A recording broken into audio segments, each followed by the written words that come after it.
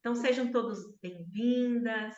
Hoje nós vamos estar novamente na nossa reunião aqui da Jornada da Constelação Familiar.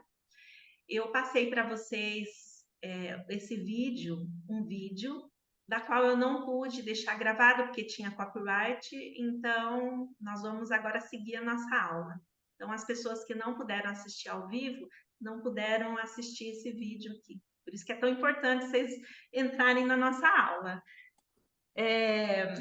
Eu vou só fazer recapitular um pouco o tema para que as pessoas que vão assistir depois elas possam saber qual foi o tema que nós estamos trabalhando.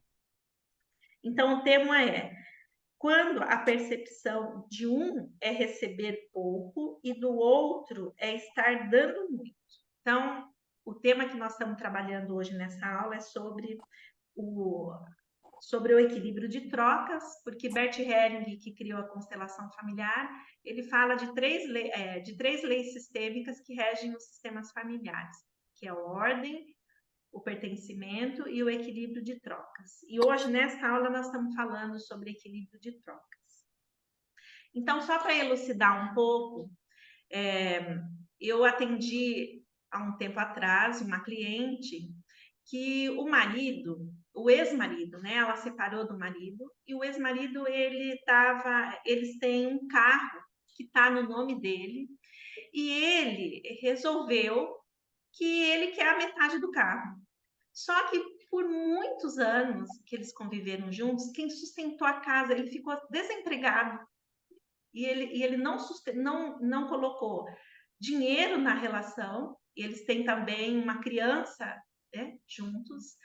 E ele simplesmente resolveu que agora ele quer a metade desse carro, mas como ele continua desempregado, ele quer a metade do valor do carro, mas ele não quer pagar a pensão da filha. E quando ela foi falar sobre a pensão, ele simplesmente deu risada na cara dela, né? Então, aí mostra o quanto mesmo a pessoa que recebeu, muitas pessoas, elas não conhecem que elas têm que equilibrar as trocas. Então, a gente só pode receber só dos nossos pais. É o único lugar em que a gente realmente pode receber dos nossos pais, avós, bisavós, tataravós, não precisa devolver nada de volta para eles. Mas num relacionamento de casal, há a necessidade de troca. No caso desse homem, o que acontece com ele é que ele ainda, embora ele está com 40 anos, ele ainda não entrou na vida adulta. Ele pensa que ele só podia ficar recebendo no relacionamento de casal. E agora que a separação aconteceu, ainda ele quer retirar o carro dela. Ele quer ainda continuar no desequilíbrio de trocas, né? Uma pessoa com consciência, onde ele não está nem mesmo sustentando a própria filha, e nunca sustentou nesse período, praticamente ele não sustentou a filha, no mínimo ele deveria deixar o carro com ela, exatamente porque é ela que leva a criança para a escola, ela precisa do carro para trabalhar, e ele nem trabalhando está, né? Então é muito doido essa coisa do equilíbrio, o quanto as pessoas elas ficam de consciência leve, elas ficam, o culpado muitas vezes ele fica com a consciência leve, mesmo ele sendo a pessoa que está causando uma questão ali na relação. Então, gostaria que a Isabel agora abrisse o áudio para que ela possa fazer a pergunta. E todos vocês aí que têm perguntas sobre esse assunto, por favor, aí é só, se não sabe levantar a mãozinha, é só abrir o áudio e fazer a pergunta, tá? Pode abrir, Isabel. Boa noite, professor. Boa noite. Eu tenho como fez mais atual, que eu não tenho testemunho para as colegas, que a terapia é tudo, depende de mim.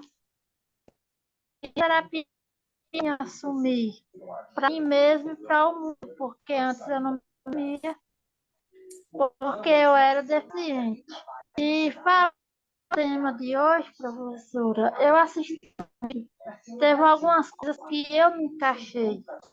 Que erro foi em mim, eu já relatei, acho essa história passada.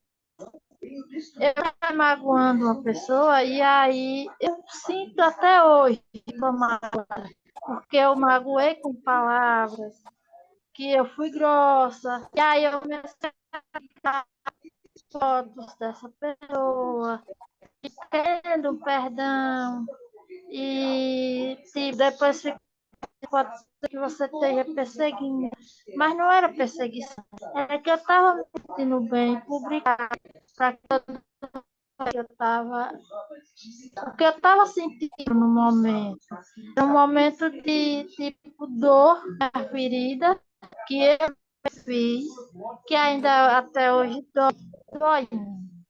Era falando nesse vídeo, esse tema eu achei muito interessante, porque a gente tem essas feridas, e feridas que é da constelação, que se envolve muito, a gente pode pegar uma ferida e não saber. Mas não. Então, Isabel, é assim, é o que ela, né, o que a gente já comentou.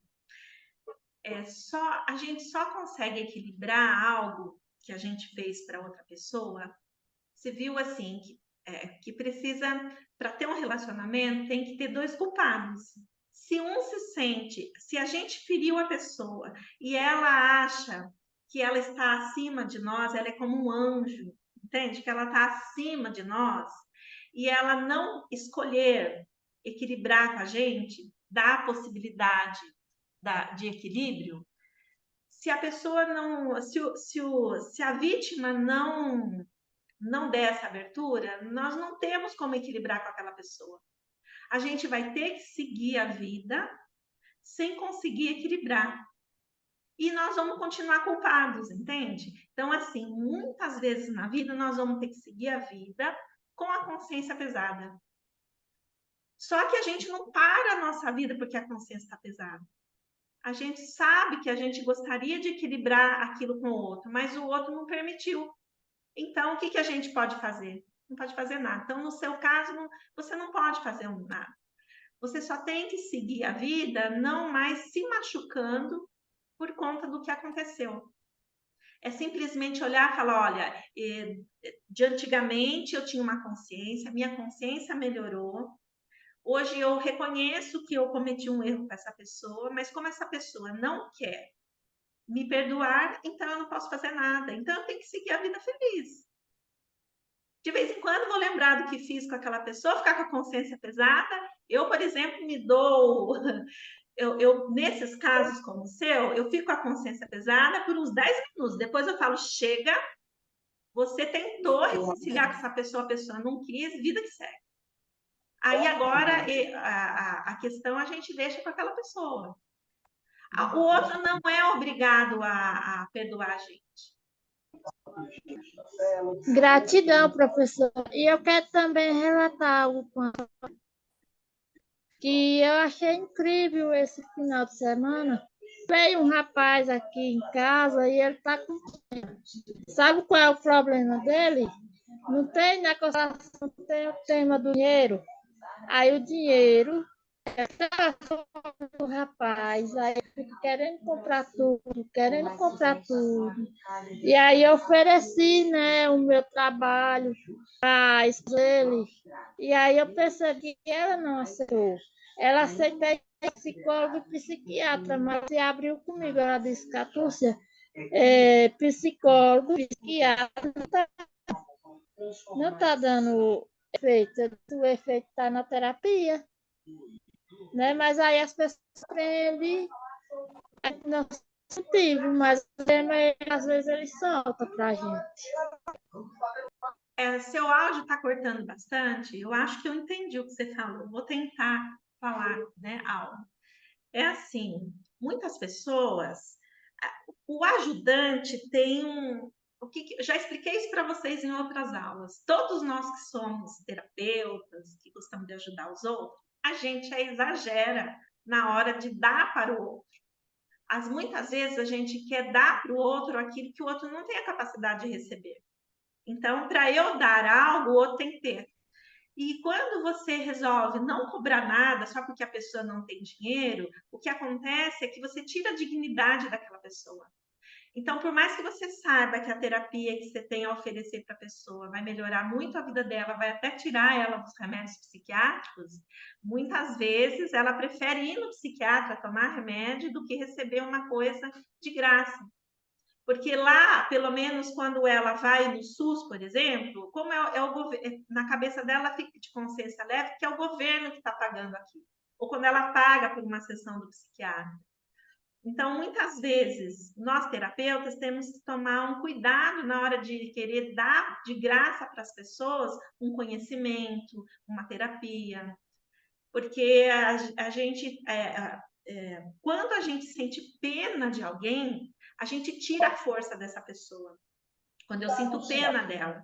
E se eu acho que ela não tem como trocar comigo, que ela não tem nem como pagar, então eu vou dar de graça para ela, muitas vezes isso a pessoa sente como uma grande invasão, é como se a gente está invadindo a vida dela. Então é por isso que os ajudantes precisam tomar muito cuidado na hora de dar algo de presente para o outro. A gente precisa perceber se aquele presente que a gente está dando, o outro consegue receber. Né? Você viu assim que a maior parte de nós tem muita dificuldade de receber. Você viu que no vídeo ela fala assim, que é mais difícil receber do que dar, porque quem dá fica sempre inocente e quem recebe fica se sentindo culpado. Ele tem uma sensação que ele tem que devolver algo para aquela pessoa, né? Gratidão, professora, e deixar isso para vocês falarem. Ok. Eu gostaria que vocês fizessem uma contribuição nessa aula, que vocês colocassem alguma coisa, algo que já aconteceu com vocês, ou algo que vocês viram acontecendo com pessoas nessa questão do equilíbrio. Pode falar, Loiva, só abrir o microfone. No caso, como ela disse que ela queria oferecer o de graça, por que ela não fez uma troca? Poderia ter feito uma troca, né? Um serviço da pessoa oferecido para ela e ela ofereceu o trabalho dela, já que ela queria oferecer. Tem muitas pessoas, Loiva, que elas, assim, tem muitas pessoas que não querem nem essa troca. Tá? Muitas vezes você até oferece essa troca, que a pessoa pode fazer algo por você e você faz algo por ela. No que diz respeito a terapias, muitas pessoas, elas não querem melhorar. Então, se você dá uma solução para elas, elas não querem trocar com você. Eu lembro, eu entendi bem essa questão um dia que eu atendi uma senhora, porque eu atendo com várias terapias, e tem uma terapia que eu atendo, que é a cura prânica, remove dores, que é assim inacreditável. E é uma terapia que você pode fazer à distância também. A pessoa pode estar lá no Japão, a gente consegue remover a dor de uma pessoa que está longe. Então, na terapia prânica, a gente tem a psicoterapia prânica e a cura prânica para doenças físicas. E tanto uma quanto outra, ela é fantástica, assim, de resolver questões muito rapidamente. E um dia chegou uma cliente com muita dor. E aí eu fiz a primeira sessão nela e praticamente nós removemos toda a dor dela.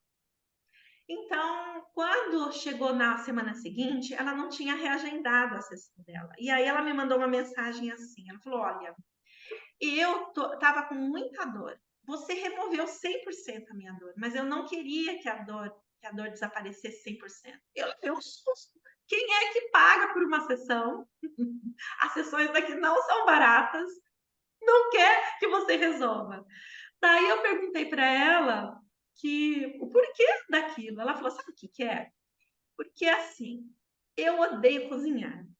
E desde que eu comecei a adoecer, e o meu marido, aí ele aceitou contratar uma empregada para cuidar do almoço. Agora a minha empregada cuida de tudo.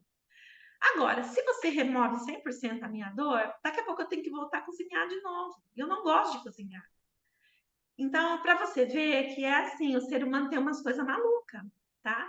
Então, muita gente não quer que o problema seja resolvido porque ela tem um ganho com aquele problema. Então, vai que essa pessoa que a Isabel falou, vai que essa pessoa com um problema psiquiátrico e ele tem que tomar remédio, assim ele não precisa trabalhar, assim ele não precisa fazer os compromissos. Agora, vai que ela, com uma intervenção, cura ele 100%, aí como que ele vai ser a vítima, coitado? Né? Então, tem muita gente que não quer a melhora, não quer a cura 100%, porque aquele problema que ela tem, a pessoa tem um ganho secundário com aquilo. E aquela pessoa usa aquilo a seu favor. Entende? É incrível. Sim, professora, a Lívia falou certo mesmo. É verdade, não adianta a gente querer dar, né? Que a pessoa, a gente quer dar e a pessoa não aceita. É nessa história que eu falei para a senhora, a pessoa precisa de uma terapia. Só que ele não se dá conta, então entrega na mão do sistema e na mão de Deus. Loíva, Deus abençoe sua noite. Quando a pessoa não tem capacidade para receber, a gente dá pouco para essa pessoa, entende? Lembra na outra aula eu ensinei vocês? Se eu posso dar isso, mas o outro só me entrega isso. Então, eu, de repente, se eu também entregar pouquinho para ele, eu fico equilibrado com ele, com essa pessoa. Eu dou menos para essa pessoa, eu dou só na medida. Mesmo que eu seja uma pessoa muito generosa, eu dou na medida em que a pessoa pode receber. Nem mais, nem menos. É que tem muitas pessoas que procuram uma terapeuta, mas elas não querem ser curadas. Elas querem mais ou menos dar um passo, porque tem vantagem para elas estar doente. Sim. Eu já percebi isso aí, que tem muitas pessoas que não querem, não. Eu só quero chegar aqui e parar. Um funcionário público, que para ele tira licença, e ele vai tirando licença. Normalmente essa pessoa ela não quer voltar a trabalhar, então ela não quer que você cure ela de verdade, 100%. Ela quer dar uma amenizada só na situação dela, mas uma cura de verdade ela não quer. Entende? Isso acontece. Muita gente faz isso. Usa as doenças para não ter que voltar para suas responsabilidades, voltar a ser o adulto novamente. Né? E quando chegar lá em cima, como é que vai ser? Ajustes de contas, né? As pessoas não pensam nessa parte, assim, né? O equilíbrio, a vida sempre vai exigir um equilíbrio de nós, sempre. Quando eu comecei esse grupo, foi muito interessante o que estava acontecendo na minha vida. Em 24 anos que eu faço atendimentos, eu nunca tinha ficado com 0 clientes. Sem brincadeira, eu fiquei zerada. Por 5 meses, ninguém, mesmo que eu fizesse propaganda, nada, os clientes não chegavam, e os meus clientes, eu sempre tive muito sucesso, eu sempre tive muito cliente em atendimento. Com as técnicas que eu trabalho aqui, eu posso atender online, à distância, eu atendia pessoas do Japão, pessoas dos Estados Unidos, pessoas de Portugal. Então, assim, o consultório estava sempre, pouco horário, e de repente parou tudo. No primeiro momento, eu falei, será que é o problema da crise do país? O que está acontecendo? Mas em pouco tempo eu percebi que tinha algo comigo, era algo da Patrícia. E eu percebi que eu estava tendo um desequilíbrio de trocas. Porque quando falta dinheiro, falta trabalho, você está num desequilíbrio de trocas. Como eu sou numeróloga já há 20 anos, a primeira coisa que eu fiz, eu peguei meu mapa e comecei a olhar no meu mapa para ver se eu tentava descobrir o que eu estava errando, onde eu estava errando. E aí aconteceu assim, que eu tive uma percepção que onde eu estava errando, e fazia bastante tempo, que na numerologia eu sou a alma 9. E a alma 9 ajuda e ampara o outro indistintamente. Não tem problema se o outro não puder dar nada em troca. Simplesmente ajuda e ampara indistintamente, e o 9 precisa ajudar e amparar grupos grandes. E fazia muito tempo que eu não fazia grupo nenhum de nada, eu não estava presenteando as pessoas. E o 9, ele só precisa fazer isso para a humanidade porque ele já recebeu muito. A alma 9 é uma pessoa, porque a numerologia ela fala da vibração 1 até o 9. Quando você está dentro da essência 9, é sinal de que você teve muitas vidas passadas. Teve uma vida que eu fui essência 1, outra que eu fui essência 2. Quando a gente chega na essência 9, é sinal de que a nossa alma fez uma grande jornada até chegar na essência 9. E por isso que o 9 é alguém que precisa equilibrar essa troca com a humanidade toda, porque foi vivendo aqui no planeta Terra com a humanidade que a minha alma chegou na alma 9. Então, eu estou no meu último ciclo de alma, né? Eu vou dar um salto quântico de evolução nessa vida aqui por conta de eu ter alcançado isso. E o que aconteceu é que, por causa de muita correria, por causa de tanta coisa da vida, eu abri mão de fazer algo para grupos. Então, quando eu criei esse grupo aqui, faz o que? Já uns 6, 7 meses atrás, foi porque eu tinha caído a minha ficha que eu não estava presenteando nada, as pessoas com nada. Né? E aí foi que eu tinha que equilibrar isso. E aí, mesmo assim, levou 6 meses para o consultório voltar à normalidade. Né? Por conta disso. Foi o que a Wilma falou naquela aula. Ela falou assim: a gente reconhece a pessoa que criou a rodinha na mala, que antigamente as malas não tinham rodinha. Hoje a gente anda no aeroporto super confortável com aquelas malas pesadas. E vai da rodoviária com uma mala pesada daquela e leva ela para cá e para lá com facilidade. Então, os que vieram antes de nós, mesmo que não tenham sido nossos parentes, eles entregaram muito. Imagine um Einstein, tudo que entregou. O Thomas Edison, que criou a lâmpada, tudo que ele entregou. Ele partiu e tudo que ele entregou ficou. Então, muitos de nós ficamos só na vida querendo receber, sem querer dar nada em troca, sem querer deixar nada para o outro. Nós estamos num momento em que tudo a gente quer equilibrar assim, ó. Se o outro me dá um negócio que vale 10, eu dou para ele um negócio que vale 10. O outro tem que me dar um negócio que vale 10. Que se ele me dá um negócio que vale 3, eu não quero mais conviver com ele. Ao invés da gente ir trabalhando os equilíbrios de troca, conhecendo como que a gente faz para equilibrar as trocas. Né? E aí hoje, vendo que essa jornada que eu comecei há 6 meses atrás com vocês, e ver os frutos, porque vira e mexe tem alguém mandando para mim uma mensagem de como melhorou a vida, de como... Então, assim, não tem o que pague, é a coisa mais gostosa do mundo. Poder fazer algo para o outro, né? E poder deixar algo no coração das pessoas. Aquilo que me ajudou a me equilibrar tanto, que é a constelação familiar, poder deixar isso de presente para as pessoas. Um pouquinho mais disso. Né? E é claro que como vocês é que estão recebendo, vocês acabam ficando...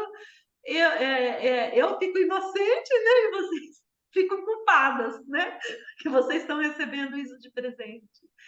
E assim é. E de repente, vocês não precisam devolver nada para mim, mas de repente vocês dão algo para alguém adiante. E aí vira essa corrente do bem, sabe? Essa coisa maravilhosa, essa corrente do bem. Então, é isso. É disso que se trata, né? As trocas, o equilíbrio de trocas. A gente tem que estar sempre percebendo esse equilíbrio. E lembrando sempre, que é o que a Wilma também falou no vídeo, essa história de alguns pais exigirem dos filhos que eles devolvam algo. Não tem equilíbrio de trocas onde tem hierarquia. Não existe equilíbrio de trocas nos lugares onde há hierarquia. Então, e nós não estamos falando daquela hierarquia que é lá do militarismo, tá? Na constelação, hierarquia significa uma ordem de quem entrou primeiro no sistema e quem entrou depois. Então, como no sistema familiar, os nossos pais, avós, bisavós, tataravós, os nossos tios chegaram antes, então existe uma ordem entre nós e eles. E quem chegou depois? Então, quem chegou antes e quem chegou depois. Então, nesses relacionamentos, não tem equilíbrio de trocas. Vocês viram que a gente não tem equilíbrio de trocas nem com os professores, porque os professores entregaram muito para a gente. Então, existe uma ordem ali naquele sistema de ensino. Então, nós não temos como devolver um troco para um professor. Fazer uma maldade para um professor, por exemplo. Quando a gente faz isso, a gente infringe uma lei da ordem. Então, a gente não tem como dar nem um troco positivo e nem um troco negativo para os nossos pais, avós, bisavós, para os nossos irmãos mais velhos. Não tem como trocar com eles, né? Para os nossos tios, não tem como trocar com eles. Mas nós temos como fazer equilíbrio de troca entre os nossos primos, o equilíbrio de troca entre todos os nossos amigos, todas as pessoas que estão fora, né, desse equilíbrio de troca, a gente tem como, por exemplo, dar um troco no negativo. E mesmo assim, para que não vire uma guerra, o troco no negativo, ele tem que ser um pouquinho menor do que o que aquela pessoa fez. Na outra aula, eu dei um exemplo de um troco que eu tinha dado para o meu marido. Vocês lembram que eu contei a história do supermercado, que a morena maravilhosa olhou para ele retribuiu não só o olhar, como também um sorriso para ela. E eu fiquei muito chateada com aquilo. Então, aí eu fiquei a vítima, né? E ele o culpado. Então, eu virei a anjinho e ele o diabinho, tá? Então, para eu poder ficar uma diabinha também, o que eu tive que fazer? Eu tive que dar um troco um pouco menor para ele. E vocês lembram que o que eu fiz foi no dia seguinte, eu me arrumei, fiz uma maquiagem e fui sozinha almoçar sem ele. E lá eu tinha dito para vocês que eu ia encontrar alguém que eu ia também olhar. Só que como que eu dei o troco menor para ele? Porque eu não fiz isso na frente dele. Então, ele nem sabe que eu flertei, que eu achei bonito um e o outro lá, que eu dei uma paquerada no outro. Ele não sabe. Então, eu dei um troco menor. Agora, vamos supor que eu quisesse dar um troco igual para ele, a hora que nós dois estivéssemos juntos, de repente eu ia fazer a mesma coisa com um homem, olhar, paquerar na frente, aí ia virar uma guerra, não ia? Que daí, daqui a pouco, ele ia dar o troco para mim do que eu tinha feito, e aí a gente ia estar trocando no negativo. Mas não, eu dei um troco um pouquinho menor para ele. Eu dei o troco. Me senti daí uma diabinha, falei, eu também olho para os outros também igual você. Então, eu me senti uma diabinha igual ele. Aí eu me senti culpada também igual ele. Então, ele paquerou a moça, agora eu paquerei o outro também. Só que a diferença foi que eu fiz um pouco menor, porque daí ele não soube. Então, a gente tem que aprender a equilibrar as trocas com o outro, tanto no positivo. Professora, Fala. você não acha que você desequilibrou demais, não? Aí você perdeu o equilíbrio para de vez e paquerar o outro. Não, não, não, não. Tem que dar o troco, pensa o quê? E é isso que faz o relacionamento ficar equilibrado, né? Porque daí eu não fiquei assim, a santa inocente lá em casa com o beiço caído, raiva, 15, 20 dias com ele porque ele cometeu esse erro. Aí eu cometi um erro um pouquinho menor que o dele, para a gente ficar quites. Aí no dia Não, seguinte que eu cometi esse erro também, o que aconteceu foi que quando ele chegou em casa, eu estava culpada, ele também era culpado, dois culpados, nós sentamos juntos, jantamos juntos, conversando, damos risada, e a vida que segue. Né? beliscão nele. Tinha dado um beliscão. Aí a gente não troca, entende? Beliscão a gente só dá no filho. Marido a gente não belisca, não. Marido, nós não somos mãe para ensinar nada para eles, né? Isso está fora do lugar, a gente querer ensinar o marido como se comportar. Isso aí ele deve ter aprendido como se comportar com a esposa dele. Já devia ter aprendido. Mas eu não posso ser a professora dele, eu sou só a esposa. Kátia, pode fazer a sua pergunta. A gente está falando de equilíbrio. Boa noite, né? Boa A gente noite. está falando de equilíbrio, né? Como que a gente equilibra no trabalho com os superiores e os colegas, né? Como que tem esse equilíbrio? Existe essa troca? O equilíbrio, ele só acontece no lugar entre iguais. Num trabalho, como é um sistema, lá numa empresa existe um sistema. E quem chegou muito antes e quem chegou por último, né? Então, não vai dar para equilibrar, não vai dar para dar o troco. Muitas vezes, essa hierarquia dentro da empresa, nós vamos ter que acatar mesmo que a gente não concorde com aquilo, para que a gente consiga continuar naquela empresa. Então, alguém faz algo ruim para a gente na empresa, dependendo de quem é, não vamos poder dar um troco. Mas se for um igual a gente, um relacionamento entre iguais, a gente pode fazer algo para dar um troco para aquela pessoa, para que a gente não fique na inocência ali. E o grande desafio é esse. Como que você vai... O que desequilibra os relacionamentos de empresa, por exemplo? Vou dar um exemplo para você, uma história que eu ouvi há pouco tempo. Uma empresa que já faz 35 anos que existe. Aí o que aconteceu, que agora o proprietário da empresa, que já está com mais de 70 anos, resolveu fazer uma sucessão na empresa. Então ele resolveu assim ficar de fora, receber só um prolabore, e ele colocou uma empresa que é especializada em gerenciamento, então entrou novos diretores, novos gerentes.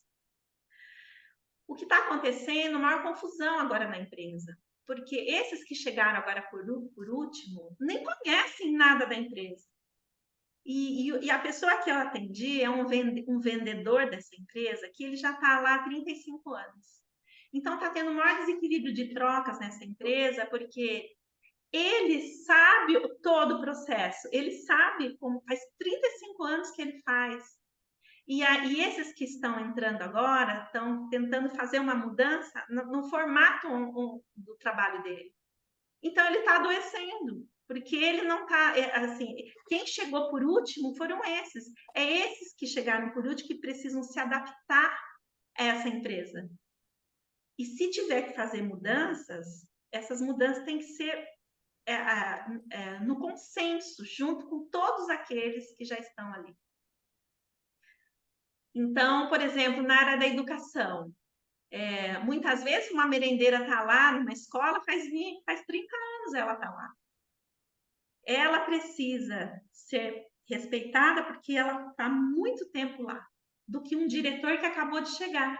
O diretor que acabou de chegar, dentro da ordem, ele é o último que chegou. Então, ele precisa dar um lugar para ela, um lugar especial para ela, de muito respeito, e ele se adaptando ao formato daquela cozinha, do jeito que ela conduz aquela cozinha já faz 30 anos. Ele não pode impedir, agora, ele fazer uma intervenção assim brusca em cima dela. Aí vai ficar tudo fora de ordem. E é isso que as pessoas não compreendem, sabe, Kátia? Por isso que nas empresas é dificílimo a convivência. Que aqueles que chegaram por último, só porque eles muitas vezes têm mais capacidade, têm mais formação, eles vão passando igual um trator por cima daqueles que já estão lá há muito tempo, ao invés de ser apenas mais um. É verdade. E a gente percebe que gera bastante desconfortos e desequilíbrios internos dentro da empresa relacionado a isso, né? De pessoas que chegam depois e, de repente, porque tem uma formação ou conhecimento de alguma coisa maior, já quer chegar mudando, alterando muitas coisas dentro da empresa por esse motivo, não por estar lá, né? E ainda chega sem humildade nenhuma, se achando o cara. Né? Sim, sim. Mas eu Então, vai entendi a questão acontecer que desse todo equilíbrio. mundo vai boicotar ele, vai dar um jeito de dar um troco para ele. Não vai fazer do jeito que ele quer, vai criar gargalos, não vai entregar no tempo, ele não vai conseguir administrar ao setor dele por ele ter chegado nessa postura. Então, dentro de uma empresa, aquele gestor que ele acabou de chegar, mas ele entra nesse lugar de pequeno e vai se adaptando ao que já é e vai fazendo as mudanças bem devagarinho. E esse gestor, normalmente as pessoas amam essa pessoa. Falam, nossa, o nosso chefe, ele é top. Né? Porque ele chega Obrigada. humilde lá. Obrigada, Patrícia. Imagina. Elisandra, pode abrir o seu microfone e fazer a sua pergunta. Ou o seu Oi, boa comentário. noite. Boa É, noite, não, lindo ser. é aquela pergunta lá de sempre. Não tem equilíbrio entre os pais, mãe e filhos. Mas quando a mãe se coloca na postura de cobrança, eu como filha, como que eu me comporto? Que é uma eterna briga na minha família. Sim. Ela quer Você ser a viu que a filha, ela Wilma, quer, entendeu? você viu que a Wilma, ela fala assim que a condução de filhos é igual você soltar uma pipa. Eu, quando era criança, tive a oportunidade de soltar pipa. Então, a pipa você dá bastante trabalho no começo, você tem que chacoalhar assim até ela subir. É, Depois que ela sobe lá, mal você faz isso aqui, não precisa mais conduzir a pipa. Então, o que acontece com muitos pais? Eles não reconhecem que o filho já pode voar, que o filho já pode ser livre. Muitos pais não conseguem, porque no sistema deles, os anteriores também não soltaram a pipa. E muitos pais, além de não deixar o filho voar, ainda tenta pegar a pipa. Você já viu que se você pegar a pipa com tudo, jogar, ela espatifa no chão. Muitos uhum. pais fazem esse movimento de quando o filho está voando, ele dá um jeito de jogar o filho para o chão de novo. Mas isso acontece porque esse pai ou essa mãe, eles estão fora dos seus lugares, lá no sistema de origem deles. Então, quando a gente tem pais assim, qual é a nossa postura? A gente precisa reconhecer que eles são grandes no sistema. Então, a gente sempre precisa, quando eles fazem esse movimento insano, porque é uma insanidade É. quando os pais ficam numa cobrança com os filhos. Como a Wilma deu, por exemplo, o exemplo. Ah, dei de tudo, e aquele ingrato. Agora, você me compra um carro. Já dei tanto para você, agora que você está bem de vida, você me dá um carro de presente.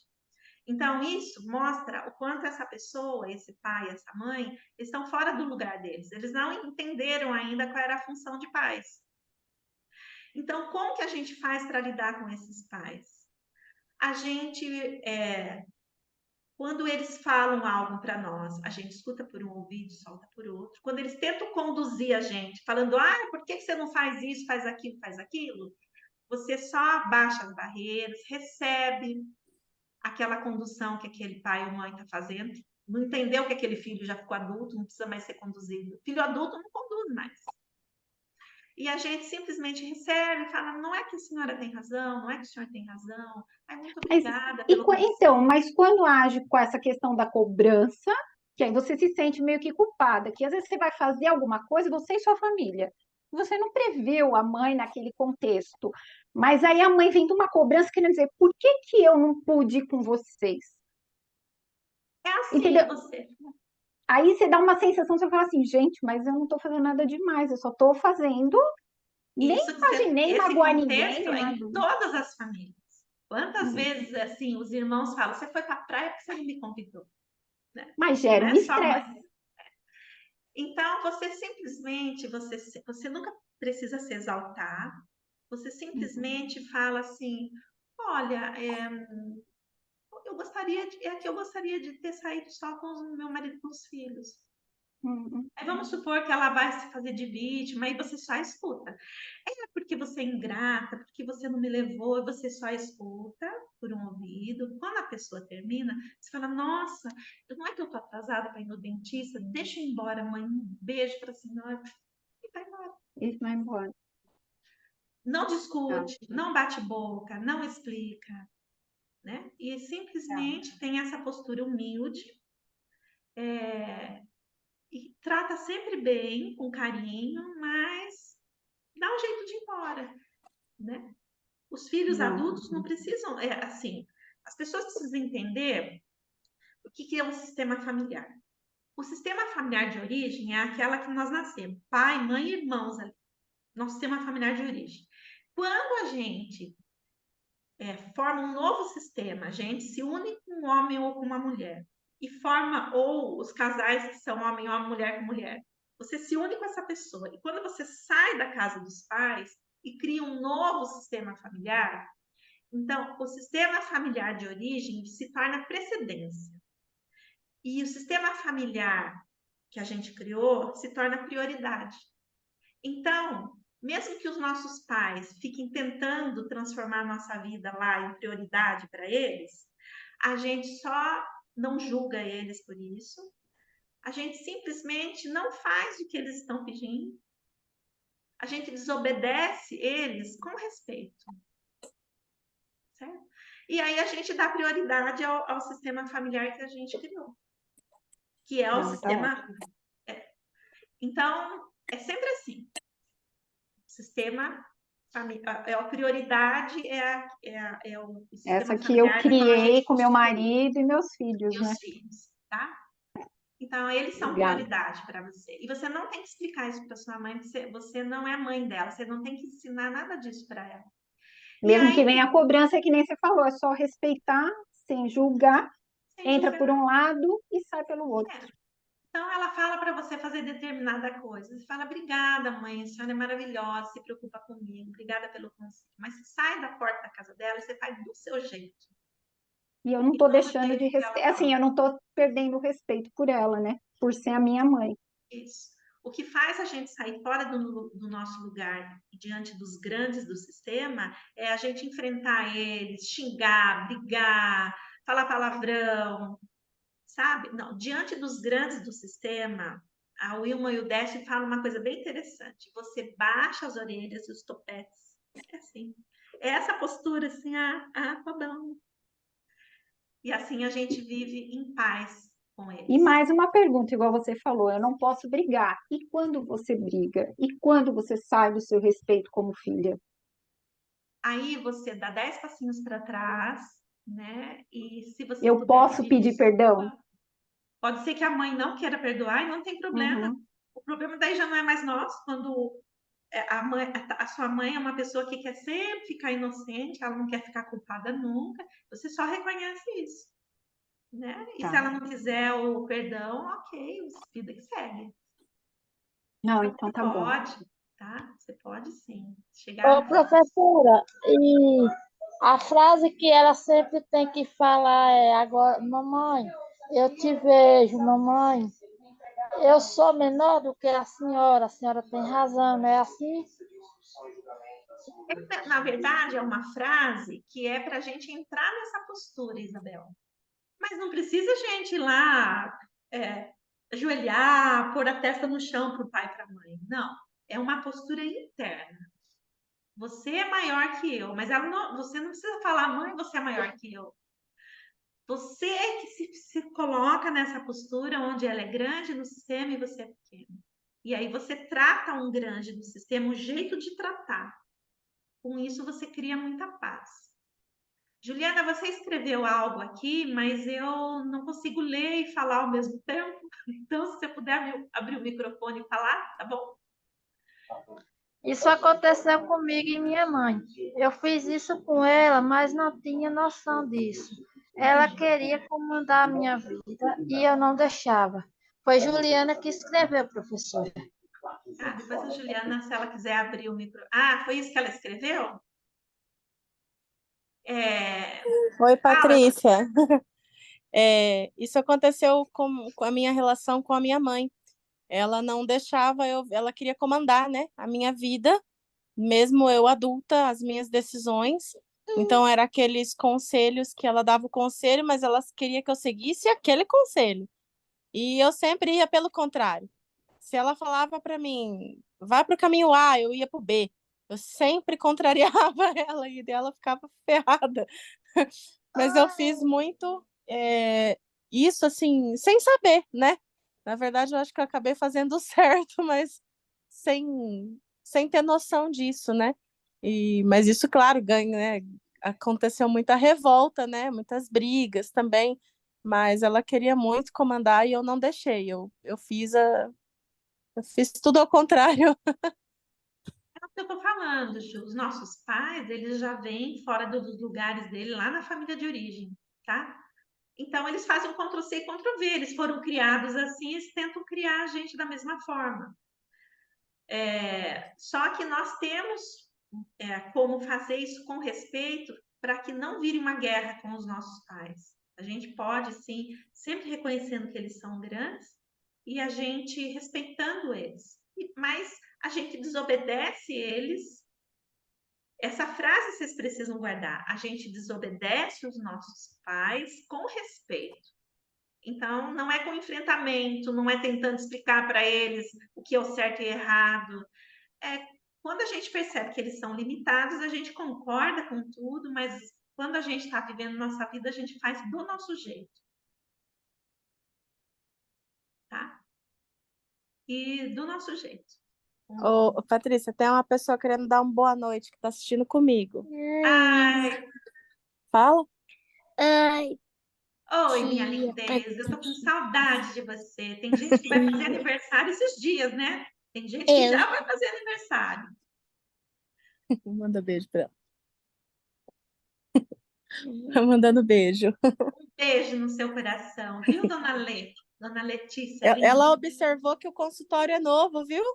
ela precisa vir aqui conhecer o Ah, consultório novo, né? ela falou, ela tá na casa dela. Eu falei, não, é consultório novo. Ela falou, eu quero ver.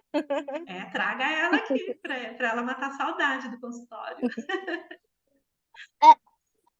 Mais alguém tem algo a colocar? Posso encerrar a nossa live de hoje?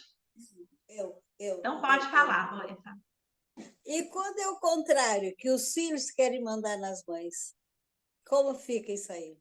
É sinal que essa mãe está fora do lugar dela. Ela se comportou como amiga dos filhos e não como mãe. Eu tinha que me comportar como inimiga, então? Não, como amigos. Amigos a Sim. gente tem aí na rua, no condomínio, lá no baile, no barzinho. Esse lugar a gente encontra os amigos. Entre nós e os filhos não existe amizade. Existe. Nós temos que preparar essas pessoas para elas serem pessoas funcionais na sociedade. E para isso, se a gente for amigo deles e passar a mão na cabeça deles, nós não vamos deixar essas pessoas fortes.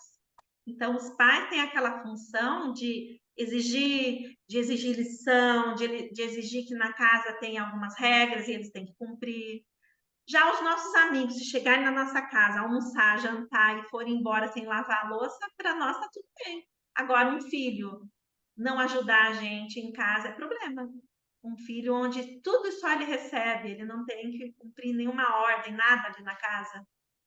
Então, é por isso que nós não somos amigos deles. E todas as vezes que eles cometem erro, um amigo nosso comete um erro, a gente pode simplesmente ficar quieto. Agora, um filho nosso comete um erro, nós vamos ter que pegar no pé, exigir que ele melhore, exigir melhores notas. Então, nós não somos amigos dos filhos. E para muitos filhos, nós somos os algozes deles, exatamente porque nós estamos educando. É exatamente o que meus filhos pensam de mim, que porque eu sempre cobrei muito, muito, mas agora eles é o contrário, eles querem mandar em mim. Não, porque eu sou sozinha, então eles acham assim, mãe, tu não pode fazer isso, não posso fazer, eu sou dona do meu nariz, não pode. Então, por isso que eu estou te perguntando, a inverter os Para papéis. o filho, sem brincadeira, Loiva, quando eles falam algo assim para a gente precisa nem responder nada para eles, nem precisa explicar nada, simplesmente a gente ignora. Eu viro as costas e saio, né? É o que eu faço, senão a gente começa a bater boca e a coisa fica feia. Eu soube, semana passada, eu sou cantora, não sei se vocês sabem, mas eu sou cantora, e semana passada eu estava na minha aula de canto, e a minha professora de canto... Maravilhosa. Uma voz maravilhosa. E eu estava na minha aula de canto, e ela falou, olha, tem a fulana de tal, que é uma senhora de 70 anos, ela falou, eu vou dar aula, eu dou aula de canto, mas eu vou lá na casa dela. E eu falei, mas é porque ela não está conseguindo mais se locomover? Ela falou, não. O que está acontecendo lá é que é uma mulher que o marido era um professor universitário, deixou uma mega pensão para ela, né? O marido que morreu. Ela também era professora universitária, então ela tem um salário maravilhoso. E fora as heranças que eles receberam, ela tem mais de 30 imóveis de aluguel. O que acontece é que os filhos resolveram que ela não pode mais administrar o dinheiro, então ela não tem dinheiro para pagar um Uber para vir para a aula. Então ela falou: eu vou dar aula para ela lá. E ainda assim, o preço da minha aula, eles muitas vezes não querem pagar. Então, é ao ponto que chega, né? Os sistemas familiares estão nesse ponto, ao ponto dos filhos acharem que eles podem, mas só porque essa mãe permite. Porque se ela não permitisse isso, ela estaria no poder do dinheiro dela. Tanto é que o dinheiro dos imóveis não chega mais na mão delas. Os filhos acham que eles já podem receber essa herança agora, e ela tem que dar todo esse dinheiro para eles. Então, um sistema familiar completamente fora do lugar. Enquanto o Sim. pai estava vivo, o pai estava no lugar dele, era ele que administrava tudo. Assim que o pai morreu, eles acham que eles é que vão administrar tudo na vida da mãe. E ela está permitindo. Aí está o erro, né? Deixar ela permitir tudo. Olha, eu soube de um caso no passado, que foi assim, o pai e a mãe idosos, com mais de 80 anos, moravam numa casa muito confortável. Uma casa, assim, maravilhosa, grande, confortável. A filha chegou, e falou para a mãe assim, que ela tinha vendido a parte dela da casa, que ainda os pais não morreram, mas ela já tinha vendido a parte dela na casa para o irmão mais velho, tá? E aí o irmão mais velho, como comprou a parte da irmã, sabe o que ele fez? Ele chegou um dia e ele falou assim para o pai e para a mãe, viu, eu vou vender, já que eu já tenho a minha metade, eu comprei a metade da minha irmã, agora vocês saiam da casa, porque eu vou vender a casa. E o casal de idosos, para não enfrentar esse filho, foi para uma casa pequena, pagando aluguel, e o filho vendeu a casa deles. Mas que E eles foram horror! lá e assinaram. Então, é para vocês verem que os sistemas familiares estão em uma desordem fora do normal.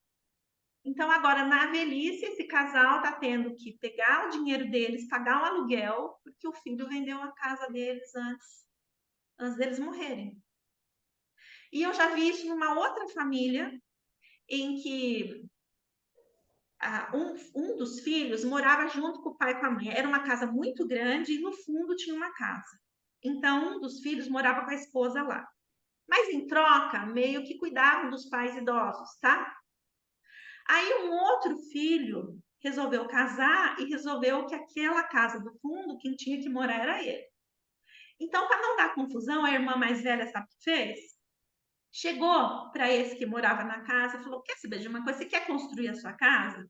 Então, eu vou comprar a sua parte na herança dos nossos pais, eu vou comprar a sua parte, e aí você sai, constrói a sua casa, e o outro irmão vem para morar nessa casa aí. E aí eu só sei que teve uma confusão gigante na família, porque ela fez isso sem consultar o pai e a mãe. Então ela pegou todos os bens que o pai e a mãe tinham, que os pais não tinham morrido ainda. Então ela viu quanto ficaria o preço, dividiu em 3 e pagou um terço para aquele irmão, já pagou para ele. E aí ela ficou com uma parte maior na herança. Então deu uma confusão gigantesca, que o pai ficou magoadíssimo, o pai, quando soube que isso estava acontecendo. Ele ficou muito magoado. Ele falou: como que você faz isso? Como que você pega e compra a parte do seu irmão? Eu nem morri ainda. E essa casa é minha, é eu que decido quem vai morar na casa do fundo. E eu não quero que o fulano venha morar na minha casa. Eu não quero que esse filho venha morar na minha casa. Ainda mais com aquela mulher dele. E no fim, o que aconteceu foi que aquele lá que recebeu o dinheiro antes da herança realmente construiu uma casa e foi morar. Um outro filho da nora veio morar lá. Como eles não eram bem-vindos, o casal acabou se separando. O casal, o filho com a nora. Porque o pai não concordava com eles morando ali. Então, olha as confusões de um sistema fora do lugar. A irmã achou que ela era top no sistema, que ela podia resolver o problema dos irmãos. No fim, ela tentou resolver um problema de briga entre os irmãos, acabou criando uma confusão gigantesca no sistema familiar. Então, é por isso que a gente tem que tomar cuidado com essa história de tentar meter o nosso bedelho e ajudar. Às vezes a nossa ajuda vai piorar muito. A gente precisa deixar os grandes do sistema decidir, sempre. Mesmo que a decisão deles esteja maluca, a gente precisa deixar eles decidirem. É deles aquele patrimônio, é eles que têm que saber o que tem que fazer com aquilo e ponto final.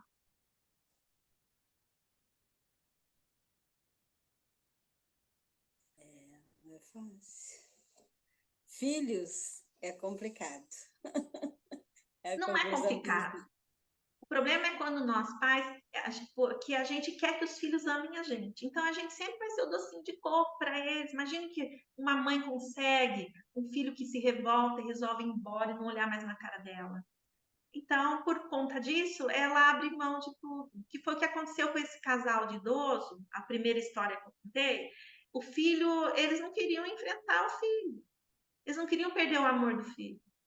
Porque se o pai batesse firme e falasse, essa casa é minha, problema seu se sua irmã comprou a sua parte, eu não assino, e pronto, ele não assinava nada. O filho ia se revoltar, brigar com eles, bater boca, talvez se afastasse deles. Era o preço que ele ia pagar. Mas eles não quiseram, resolveram, para ter o amor do filho, eles resolveram se curvar e eles foram alugar uma casinha lá e morar agora no final da vida, morar numa casinha desse tamanho que nem garagem tem na casa, que o dinheiro que eles têm não dá para pagar uma casa com garagem. E aí o filho foi lá e vendeu o carro dele. Já pegou o dinheiro também. É assim, quando o pai e a mãe não se comportam como pai e mãe. Não importa a idade, está com 90 anos, está vivo, é dono do patrimônio e ponto final. Foi o que eu fiz com meu filho. Meu filho saiu de casa, me abandonou faz 1 ano e meio, porque eu não deixei eles fazer o que eles bem queriam, tomar conta das minhas coisas e vender. Eu digo, não vou. Não morri ainda. Nesse lugar, você não morreu ainda. Não tem que dar um centavo para eles. Não morri, não, eu vou vender tudo e não vou dar nada para vocês. Foi o que eu disse para eles. Não, eu vendo tudo e vocês não vão ter o prazer. Vou sair por aí viajar. E aí, quando um filho faz esse movimento, como eu já contei para vocês que a minha filha fez, aí a gente só não precisa do amor do filho. Se não precisar do amor do filho, a gente não vai se sentir mal. A gente vai só olhar, eu olho com o que a minha filha fez, assim, com leveza. O dia que ela quiser voltar, as portas estão, a casa está de portas abertas. A hora que ela voltar, eu ainda vou lá na Célia e peço para a Célia fazer o bolo mais lindo do mundo para mim oferecer para ela. Né, Célia? Então, é isso. Para mim, eu sou grande no sistema. Se ela quiser ficar uns 10 anos assim, eu fico igual aquela do pai pródigo, esperando o filho pródigo chegar. Aí, quando o filho chega, a gente faz uma festa, abraça, e acaba tudo. Uma hora eles voltam, né? Não adianta. Eles vão, mas eles voltem. Se ela puxar o meu pai ficou 30 anos sem querer ver a mãe. Então, se for da mesma raça do meu pai, ela vai levar bastante tempo para voltar. Mas tudo bem. É o mesmo caso da minha filha, né, Paty? Que ela acha que eu uma não fiz filha assim, né? nada por ela, né? É muito doido, né? E é só isso. Nós, como pais, a gente só faz isso. Espera com amor. Espera. Um dia, se voltar, voltou. Se não voltar, também. É a vida que segue. A nossa vida precisa seguir com leveza. A gente só olha esse filho como se fosse assim, tá fazendo uma má criação. Só isso. Sem julgar, sem falar, sem querer, sabe, exigir nada. Nada. Simplesmente assim, com leveza. E ainda eu lembro que a última vez que eu falei com a minha filha, eu falei, minha casa está de portas abertas, você pode sempre, o dia que você quiser vir, mas venha como pequena, como minha filha. Se você tentar ser minha mãe de novo, então enquanto você quiser ser minha mãe, você fica na sua casa, eu fico na minha. Então, por enquanto, ela ainda está no movimento de querer ser minha mãe, porque ela não voltou. Eu deixei bem claro para ela. E é claro que Loiva, Célia, a gente que vive isso com filho, a gente morre de saudade deles. Tem dias assim que dá vontade de dar um abraço. Dia do aniversário da minha filha, eu falei, lembrei dela, eu falei, que tonta que essa menina é, porque ela ia ganhar um presente, um abraço da mãe, uma ligação da mãe, e ela está indisponível para isso. Tem dia que bate a saudade, mas a gente simplesmente daí segue e fala, eu mesma falo, eu preciso do amor da minha filha? Não, eu não preciso do amor dela. Quem precisa do meu amor é ela. Então, o amor está disponível aqui, a hora que ela quiser receber, está aqui. Mas eu não vou correr atrás dela, não, pedir desculpa por nada, eu não tenho que pedir perdão para ela por nada. Mesmo que eu tenha cometido erros, eu não tenho que pedir perdão para ela, porque eu sou grande no sistema. A gente não pede perdão para os filhos. Os filhos têm que receber o que nós pudermos entregar. Quando nós cometemos erros com os nossos filhos, teve alguma de vocês que acordou de manhã e falou, sabe, agora eu vou acordar cedo, mas aquela pirralha desgraçada, eu vou ferrar com a vida dela o dia inteirinho. Não, a gente cometeu erros sem nem perceber que estava cometendo erro com eles. Eles ficaram magoados com a gente, mas a gente nem percebeu muitas vezes. Não foi, foi uma circunstância, foi algo circunstancial que aconteceu, de uma comunicação que não foi fluida, ou de um momento nosso de irritabilidade, que às vezes não tinha nada a ver com eles, mas eles pagaram o pato, entende? Sim. Só isso. Mas os filhos não conseguem entender isso. E agora está na moda. A psiquiatria fica toda hora falando que agora tem a mãe narcisista, porque a mãe narcisista é isso, ela é aquilo. Então, certamente, a minha filha assistiu tudo de mãe narcisista e falou: a minha mãe é narcisista. Então, a narcisista é melhor eu ficar longe dela, elas são tóxicas. É assim que eles falam. A psiquiatria eles falam que a mãe narcisista, você fica longe dela, que ela é tóxica, né? E aí, então tá tudo, eu virei a mãe narcisista e tá tudo certo, né? Um dia eu também talvez achei que a minha mãe era, né? Embora conviver pouco com a minha. Então tá tudo certo, não tem nada de errado. Os filhos acharem que a gente não tá certo, que a gente fez eles sofrerem, que a gente traumatizou eles, né? E tá tudo certo. A gente não fez porque a gente queria, foi questões circunstanciais que foram acontecendo que eles ficaram machucados. Porque os pais têm essa função de pegar no pé, de ser exigente, de conduzir, nós temos essa função. Vocês podem ficar mais em paz, seguir a vida. Se um dia eles voltarem, tudo bem. Se não voltarem, talvez na próxima vida a gente vai ter que ser mãe deles de novo, vai ter que ser filho deles, vamos ter que equilibrar, vamos ter que, de alguma forma, nos relacionar até o trem ficar redondinho. Então, dessa coisa do que vai ser depois, a gente nunca sabe.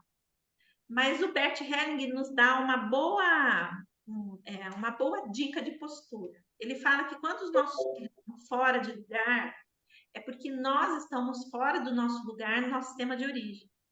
E mesmo que os nossos pais já tenham falecidos, a gente volta a agradecer os pais, reverenciar eles, concordar com as coisas que eles fizeram para nós. Não é perdoar os pais, não tem como perdoar os pais. A gente simplesmente reconhece daí tudo de bom que eles puderam fazer por nós. Que foi o que a Wilma falou lá no começo daquele vídeo. Ela falou: se a gente pega um filho, ele acabou de nascer, eu jogo ele dentro do formigueiro e vou embora, e alguém pega ele e cria ele, eu já dei tudo para aquela criança, porque eu já dei a vida. Então, essa criança tem que ser grata pela vida, mesmo que eu tenha jogado ela no formigueiro. Então, simplesmente é isso. Nós é que precisamos fazer esse movimento de volta para os nossos pais, sempre. Então, é isso que eu tenho feito desde que minha filha virou as costas para mim. O que eu mais faço, cada vez mais, me conectar com meu pai e minha mãe, e ser pequena, e lembrar do que aconteceu, e ser grata, né? E saber que muito do que aconteceu ali, eles não acordaram de manhã para ferrar a minha vida, eles simplesmente estavam vivendo circunstâncias ali que fez com que eles agissem daquele jeito comigo. E aí eu, adulta, paro de ficar cobrando os meus pais, entendeu? Já me deram a vida, já deu tudo certo, já foi um sucesso. Eu ter chegado até aqui já foi um sucesso.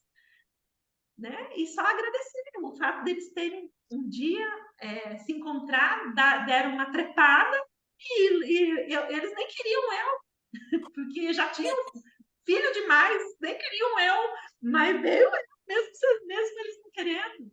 E mesmo assim, a gestação, a minha mãe deixou ir até o final, e mesmo assim, o meu pai depois cuidou de mim até os 9 anos, e tá tudo bom, tá tudo certo. Entende?